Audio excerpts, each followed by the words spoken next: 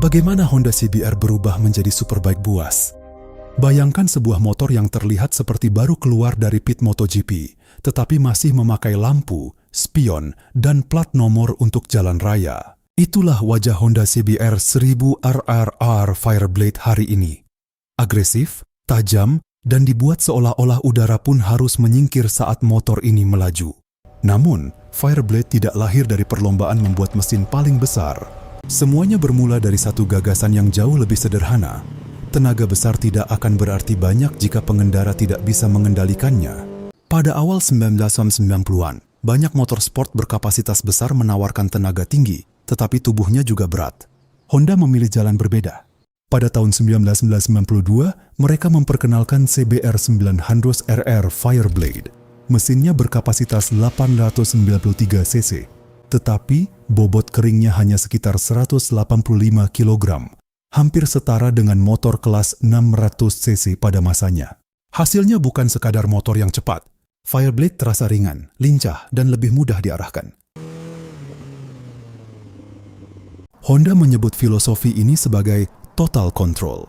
Bukan mengejar angka terbesar di atas kertas, melainkan membuat mesin, rangka, dan pengendara bekerja sebagai satu kesatuan. Dari sinilah evolusinya dimulai. Kapasitas mesin perlahan meningkat, bobot terus ditekan. Sistem injeksi bahan bakar mulai digunakan pada generasi tahun 2000. 2 tahun kemudian, CBR 954 RR membawa konsep Fireblade lama mendekati batas terbaiknya.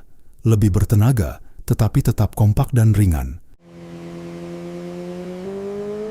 Lalu pada tahun 2004, sebuah perubahan besar terjadi. Honda memperkenalkan CBR 1000 RR Fireblade dengan mesin 1000 cc dan teknologi yang terinspirasi dari RC219V, motor balap Honda di MotoGP.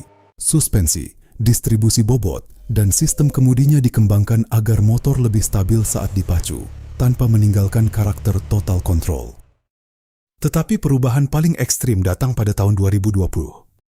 CBR 1000 RRR Fireblade lahir dengan fokus yang lebih tajam, performa di lintasan.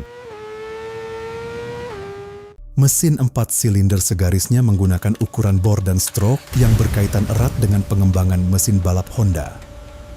Rangkanya dirancang untuk tetap stabil pada kecepatan tinggi, sementara bentuk fairing dan winglet membantu mengatur aliran udara serta menekan kecenderungan roda depan terangkat saat berakselerasi.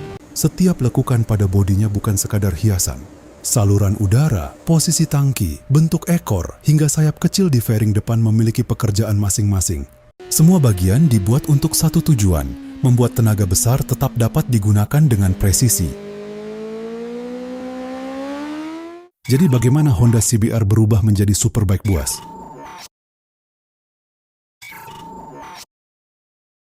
Bukan hanya dengan menambahkan tenaga. Honda mengubah seluruh motor, mesin, rangka, elektronik, dan aerodinamika tanpa benar-benar meninggalkan gagasan yang melahirkannya lebih dari 3 dekade lalu. Pengendara harus tetap memegang kendali.